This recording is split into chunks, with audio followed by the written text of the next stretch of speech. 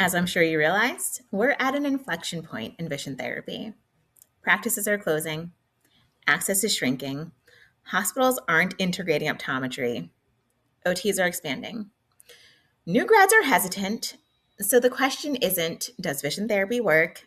The question is, will the traditional model survive? Because at this point, it's evolve or close. Let's define the model most of us inherited. One-to-one, in office only. We really just needed to get our hands on that patient. And I understand I was the same exact way. And for some patients, I still am. And so we are very therapist heavy. We're location bound. We're revenue tied directly to hours delivered. Doctor oversight required for everything. It's a labor model. And labor models have ceilings. When overhead rises, when therapists leave, when doctors burn out, when awareness increases, but capacity doesn't, that structure, that foundation cracks. It's not morally wrong. It's not economically fragile. Healthcare has changed. Patients expect flexibility. They expect convenience. They expect hybrid care, on-demand access, clear structure, scalable systems.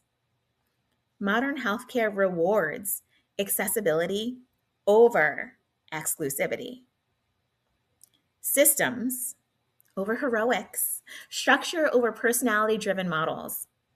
If we cling to a model that requires physical presence for every minute of care, we limit both impact and sustainability. The modern vision therapy practice is layered. Layer one, in office precision, complex case calibration, initial assessments, hands on therapeutic refinement.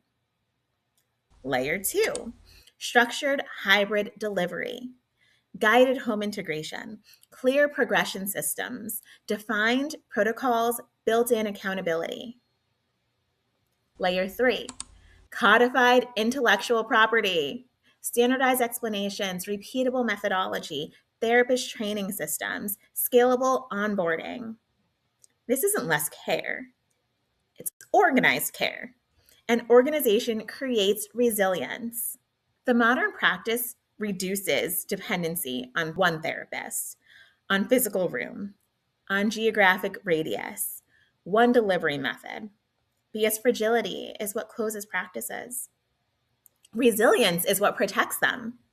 If your entire VT department collapses when one person leaves, that's not a specialty, that's a bottleneck.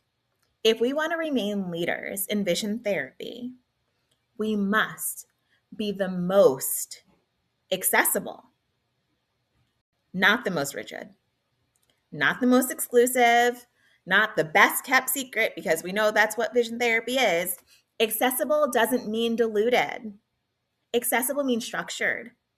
When you build layered systems, you increase compliance, you reduce wait lists, you improve continuity, you expand geography, you protect quality.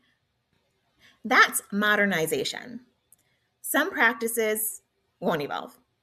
They will defend the old model, and some of them will close. Not because VT failed, because the structure didn't adapt.